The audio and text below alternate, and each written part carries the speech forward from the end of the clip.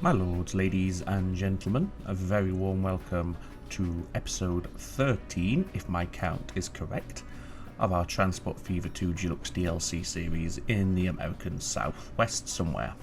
Previously, at the end of episode number 12, we unlocked a whole host of new vehicles and wagons, and today's episode is primarily going to be about upgrading and modernising, relatively anyway, some of our lines to incorporate, well, all of our lines I should say, to incorporate the new carriages that we have available to us. By extension, that means some of our lines are going to have the locomotives upgraded as well. The reason for that is these new wagons that we have unlocked, they can now go up to 50 mile an hour in terms of our freight, and some of the trains that we have pulling the freight at the moment are not capable of getting to that sort of speed, so we will have to make some adjustments to the engines on some of our services as we are going on through. So in terms of building today, network expansion, there might not be a great deal, unfortunately, but once we've got this done and everything brought up to spec and improved and modernised, again all relative of course, as best we can, then we're free for expansion as we progress here on out. So let's bring up the user interface so we can see how we're looking. $250 million in the bank and a negative cash flow right now, although that didn't last long as we can see. We must have just had a train arrive and earn us about 2 million, although we've gone negative again. So we'll have to keep an eye on that, because maybe we have a snarl up somewhere on one of our networks and it's hindering the progress of our trains, causing us to lose money. It's not a massive amount, and it may only be a temporary situation. For example, we could just find ourselves in a quiet year for a few of our lines and the stars have aligned in the negative way, and we're in a trough year, if you will. So let's start the date progression 1 times as per, and let's jump straight into our vehicle manager screen. So it's all trains that we're going to be focusing on today. We've already upgraded our road vehicles, if you remember, and we'll go through line by line or service by service and do upgrades where we feel they are necessary. I just realised here there must be a space just before the bracket there, which has sent that to the top of the list. So let's remove that space so it finds its natural place in our list, and let's start at the top. So bricks into Haywood. So let's go to edit this vehicle.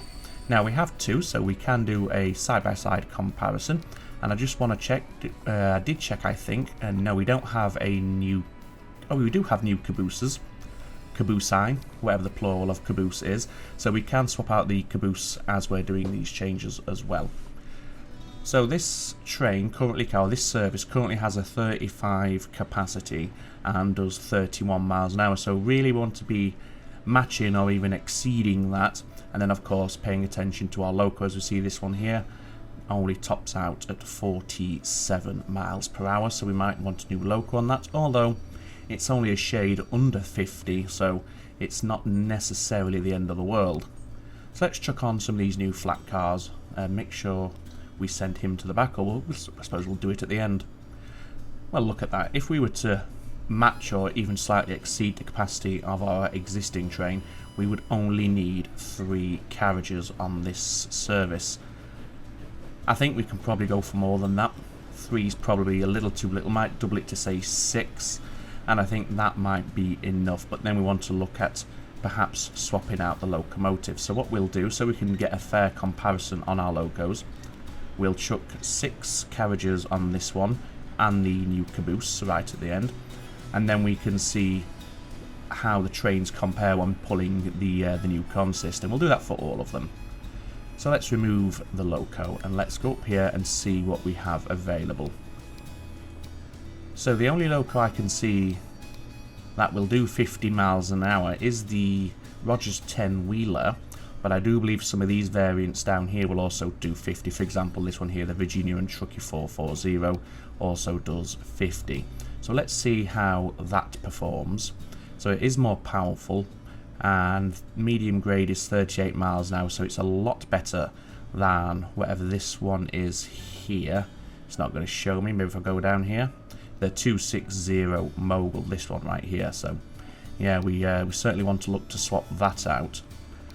But how would it do with a Rogers 10-wheeler instead? Well, obviously it's pushing the price up, but it is a lot more powerful, and we're getting up to our top speed it's only 10 seconds in it. So I think we might just stick with the American 440 Virginia and Truckee for this one. It's not a long distance line by any stretch of the imagination. So 10 million for our first one. Boom, there we go. Let's jump on to our next one then. These are shipping oil and fuel all the way from Athens to Knoxville, so it is long haul. So that is something we certainly want to bear in mind here.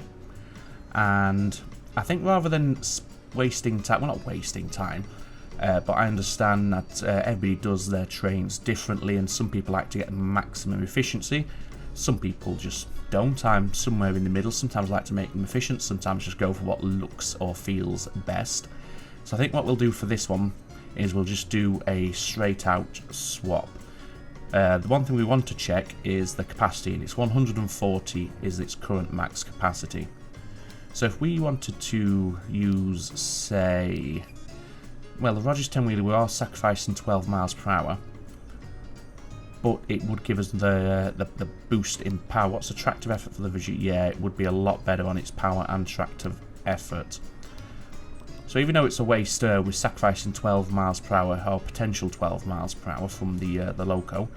Let's see how we can get here. And we were looking for, was it 140 capacity for this one? So if we were to replicate that as close as we can, that will get us to 144. The train is considerably shorter than it was previously at 181 miles per hour. This train, can we see the length in here? Let's see, 232 meters. So we can either try and replicate the length and get to around about 230, so that's 2 to 8, boosts the overall capacity, and 50 miles an hour in 127 seconds, 34 miles per hour on a medium grade in 4 minutes, or 2.8 kilometers. Let's see about this one. Now this is fully loaded, so it's not going to be a true comparison, because this rating here is based on all your tank cars being empty. So it's just the weight of the engine, the tank cars, and any other carriages that you may have on there. But let's have a look regardless, shall we? Where are we? Power rating. So 19 miles per hour in... So that gets up to speed a lot faster actually, but it's not getting to as high a speed. It's only going to 19, whereas this fellow here is going all the way up to 34. So I think on balance it's a better solution for us. So let's stick on a caboose on this fellow, like that. That's going to be 50 million to replace all 4, but I think it's an investment worth paying out for, so let's go ahead and bite the bullet on that one. Iron ore, what do we have here? 2, so we can do a side-by-side comparison for this one. And again, 140 and 243 meters. Let's just remove its consist and rebuild it from scratch using the new wagons. So we want the gondolas. So to get 140, we're looking around about there. That's 177 meters. We could probably increase that just a little. Let's go for 200. Sticker caboose. How are we looking? 37 miles an hour in 98 seconds. 31 miles an hour in 63 seconds. So let's just replicate the consist on this one, and then we can compare the locos afterwards. Right, so there's a consist matching up. Let's now see what we can do with the locomotives on this. Let's try a double-headed Virginia and Truckee here. So that does 33 miles an hour and 26, yep, and it gets to its top speed in 130 odd seconds, or just over, so just under 2 kilometers. Obviously this is going to be more expensive to run, but let's just see what it would do with a double-headed 10-wheeler, and then we can make a determination whether it's worth paying the extra. Well, there isn't very much in it really, is there? So I think for this one, just to mix it up, we'll double-head it with a Virginia and Truckee American 440. There we go. Logs and planks. Again, we'll do a bulk swap here because there's 4 of them and it's just going to be easier. So what we'll do, we'll pin that up there with the details screen open so we can see how we're looking. Total capacity, as we can see, is 147, but this, are you mixed mode? No, you're not. You're only pulling flat cars and obviously a caboose. So let's keep that just there. Then we can see the capacity, the length, and the power rating. And let's do a bulk out swap here for this one. So let's try it with a double-headed 10-wheeler. Cargo wagons, it's a flat car with the side stakes. So 253 meters is the current length. So if we wanted to get close to that, that would be 252. Big boosting capacity, 216 unit capacity now.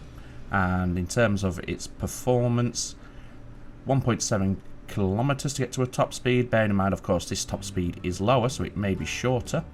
But look at that, 19 miles per hour on a medium grade, 36 miles per hour on a medium grade for this one. Let's stick on the new upgraded caboose, 52 million. Let's take the plunge, and there we go. Logs and tools. So this one's a bit more complex because we are, of course, pulling a mixed mode consist, both flat car and box cars. So I think for this one, what we will do is I might mix it up a little bit. And again, it's not the most efficient. I fully appreciate that, but I'm going to mix it up with a 10-wheeler and a Virginia and Truckee 440, just so not every single train on our map is identical carbon copies of one another. And for this one, I'm just going to go for 10 and 4. So basically a like for like in terms of the amount of wagons we are pulling. So that's 3, 6, 9 and 10. And then we want 4 boxcars. This is going to increase the carrying capacity because these do carry more than these. These carry 7, these carry 12. So we are going to see a naturally increase there, which is always nice. And the caboose, 45 million. How does it perform? Yep, that's good enough. So we'll do that for you. Oil train, so you're going fairly long distance. You are Sioux Falls through to Cedar Rapids. Again, I might just do it a cheap and easy switch out this time. We'll go for a double 10-wheeler because this is a bit of a money maker for us. And let's see. Let's just pin you, and I might replicate the length on this one again. So your length is 211 meters.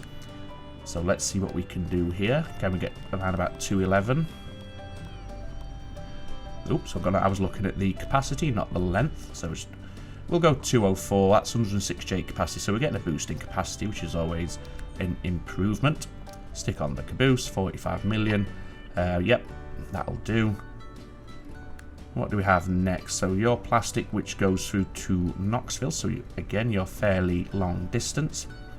And again, I'm not really going to pay attention. We're on easy mode, if you remember. So you don't have to be as efficient as possible. So we're going to mix it up again and double head it, but have the trains reversed this time. So the 10-wheeler is the secondary train with the Virginia and Truckee leading.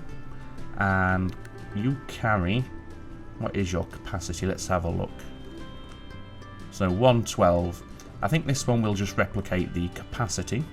So let's try and get as close to 112, but we want to exceed it where possible. So that's 120. Get the caboose. And away we go. That will do. Steel shipping. So let's get one of you up and pin you. Get your details screen. Positioned in such a way where we can see what is what, which is right about there. Let's go back to a double-headed 10-wheeler. And cargo, we want this fellow right here. 154 capacity. I think this time we'll meet the capacity. So that's 156.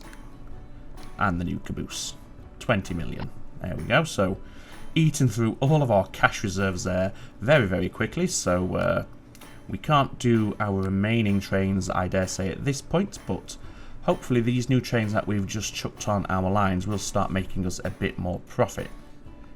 So that's limited and stymied at what we're able to do for the rest of this episode, although I could just let it run for about 10 minutes to reclaim some of the costs and then pick it back up once we're back up to about 100 million, which shouldn't take too long. If we are to do that, of course, I will pause the calendar and I'll put a cut in. So I think that's what we'll do, because I'd like to get all these trains modernised, and again, I use that term relatively. in this episode if possible, and of course we have still got to look at our passenger trains while we're here as well. So let's pause the calendar, set to 4 times acceleration, and yeah, we'll put a cut in now and we'll pick it back up when we've got a decent amount in the bank to continue our upgrades. Alright, so we're up to 50, nearly 50 million. Lord knows what 50 is. And yeah, I think we can get a couple more trains done. I'd like to get this one done here, the stone and brick train into Chandler. From Chandler into New Haven. However, with 6 locomotives, it's going to be the most costly one for us to upgrade. But I like to do this one because it is a bit of a money spinner for us. However, given the limitations that we have right now, I think it's probably best if we just jump in and do the tools train from Bellevue to Haywood. So this is only a single header, is it? It is indeed. So let's see what we can do with this fellow right here. So let's chuck on. So you carry 70. I think we'll replicate capacity here. Stick that on. But of course you need a new loco, and because you're single-headed, we'll keep you single-headed as well. So how do you do? Let's have a look. Well, you're a lot shorter in length. Yeah, that's pretty good. Obviously you're reduced anyway because the locomotive. I think we'll go for that. That's what we'll replace this fellow with right here. So let's chuck on one of those. Go to our wagons. Here's our boxcars. 72 capacity, please, and caboose. Just the 10 million for that one. It's only 2 trains, so that's fine. So now we can look at our passenger services as well. These are already running the 10-wheeler, so we don't need to upgrade any of our locos on these ones. But of course we do want to look at increasing the carry capacity on our carriages. So we can now do the 6-axle. Do we want them painted like that? It's a bit garish, I think. 48 capacity. What are you doing? You're doing Clarksville to Haywood. 60 capacity is probably overkill for you.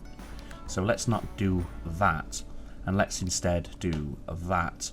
Yes, we're losing a little bit of capacity, of course, well, we know that. And that's something we're going to accept, and we're happy to accept that. But you are a lot less powerful. Now, well, you're only a local service, so I'm not too concerned about that drop in power there. And let's just dump you at the end. 3 million to upgrade you. Brilliant. Knoxville to Clarksville. Let's, in fact, which is probably not a bad idea, to head over to Knoxville, and then we can get a feel for what sort of capacity and demand is existing on some of these lines that we're upgrading here. So 21, so you're not doing too badly. Knoxville to Clarksville, you've got 23, so, and you're just departing with 21. So if we get around about, we could get, I think we'll go for 40 again rather than 48 on these ones.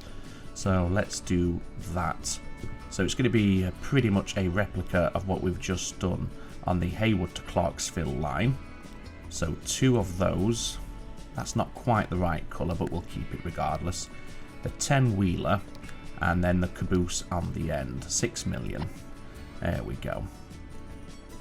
What do we have next? Knoxville to Haywood. This is, I believe, a very popular line.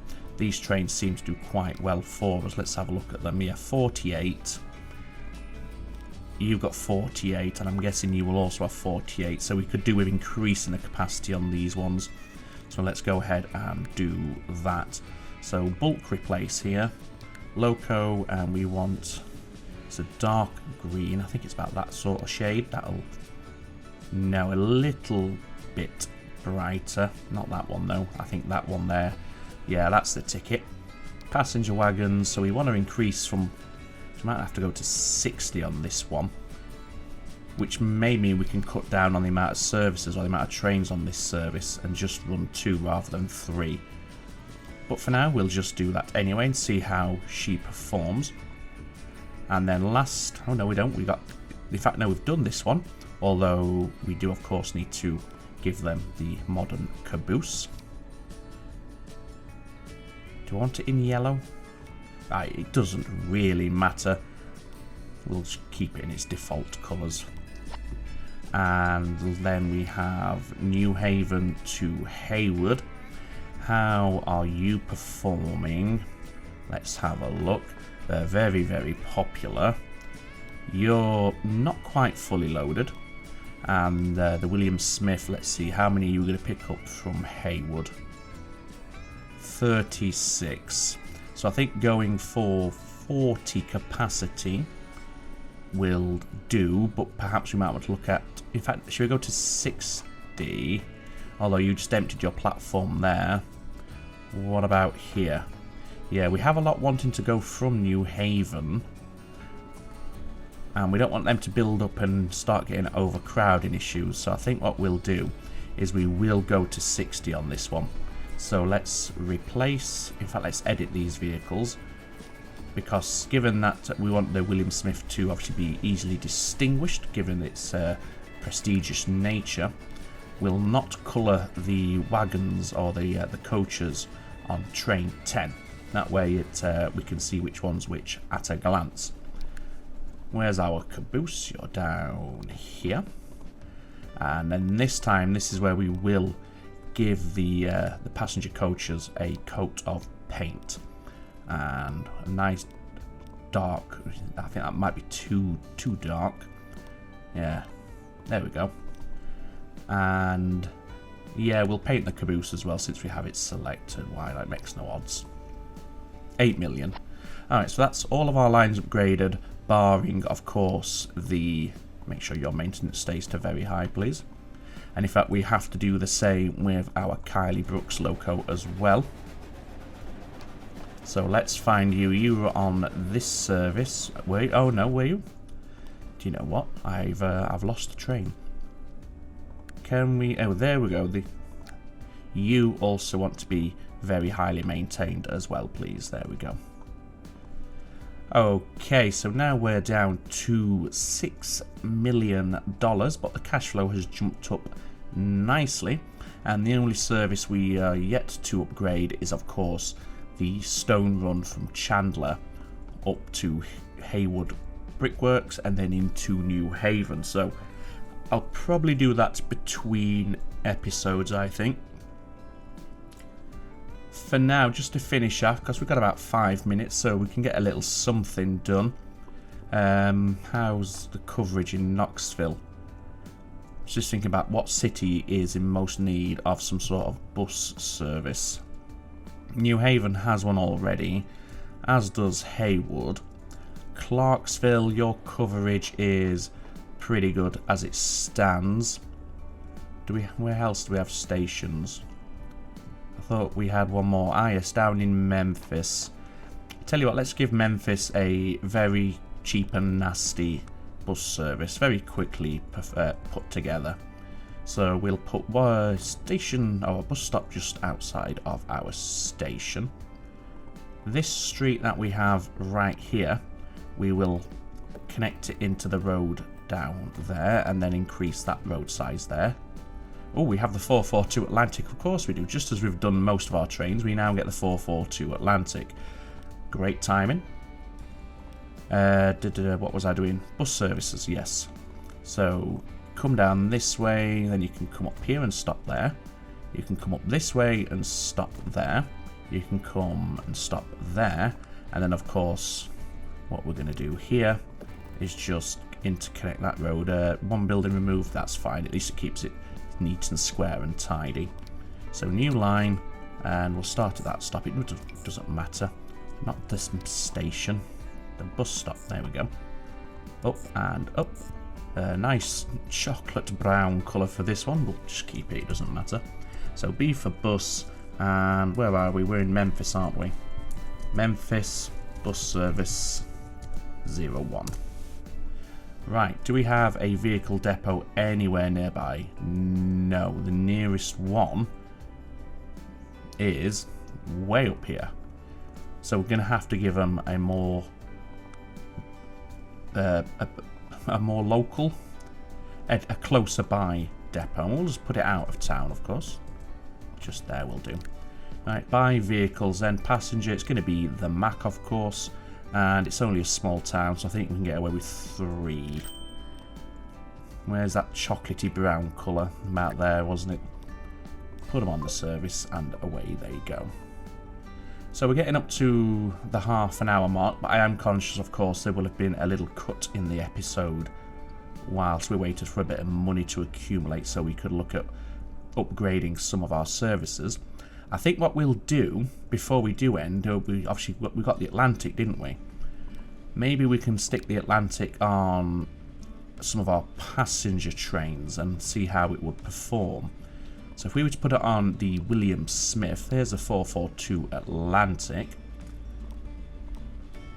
How would you perform? Well, your top speed is the same. You're getting up to top speed in 3. Oh, so you are faster. Yeah, you're quicker off the mark and you're better on gradients as well. So I think we'll do that. Move the colour this time. Modify for 3 million. Great. And then very quickly we can just go through and do our remaining passenger services in bulk. So 1, 2, 3, 4. That's all of the passenger services. Edit all the vehicles. And given that it only changes the cab colour when you repaint this one, we'll just not bother. And we'll keep it in its default colour scheme. So that's all the locos replaced. We've got enough just about. We'll have about 7 million spare so we can swap them all out. And given this is the first appearance of the 442 Atlantic on the series, I think it's only fitting that we get down and have a good look at it. So we'll use the William Smith for this. Let's just turn her around and have a good look. Very nice looking train indeed. Look from all angles here.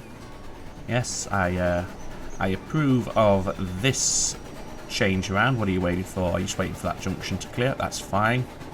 You weren't waiting too long. So I do think this is where we'll end it today. A bit of just a administrative episode, for want of a better term, but we'll get back to the bread and butter next time out, which I'm sure everybody will be delighted about. So what do we want to take a ride on today? Well, we could go from Clarksville down to Hayward. If you remember, that was a potential cab ride last time out, which we didn't do in the end because we went from Knoxville to Clarksville instead. So I think that's what we'll opt for. So I'll pause the date because, of course, both of our trains are too far away from the station to give us a full cab ride. And once one of them gets into their terminal, get themselves turned around, we can hop on board and we can have a little cab ride between these two cities. So I'll just fast forward it here while we wait for these trains to get where they need to go and get switched around. And we should now see our cab rides progress a little bit faster because, of course, we're going at much higher speeds than we were previously. So which one's going to be first? Well, it's going to be this train here, isn't it? So I'll sit us on board and then I'll pick it up just as we're about to depart. Look at that. A veritable roller coaster. Granted, we are at 4 times acceleration, but there you go. Okay, so we are just now departing the station at Clarksville, heading towards Hayward. So despite it being a slightly different episode to the norm, I hope you've still enjoyed it regardless, and the whole train replacement process wasn't too frustrating for you. I know everybody has a preferred method when it comes to that, and when people don't perhaps do it the most efficient way possible, it maybe sets a few people's teeth on edge. However, I wanted to show that side of it, just even if it was only this once. I think maybe in future what we'll do is we'll do a couple of them on screen, perhaps our more prestigious and big bank roller trains. We'll do them together, and then the rest of them I'll just do them off camera so we don't have to waste another episode. Not that I hope you saw this episode as a waste, of course, but yeah, there we go. As always, at this point I'd like to take a little moment just to say thank you to my supporters on Patreon, Kylie Brooks and William Smith. Thank you very much indeed for your ongoing support. It is absolutely fantastic and it is deeply appreciated. For now though, ladies and gentlemen, all that remains for me to say is, as always, take very good care of yourselves. It's ta-ta for now.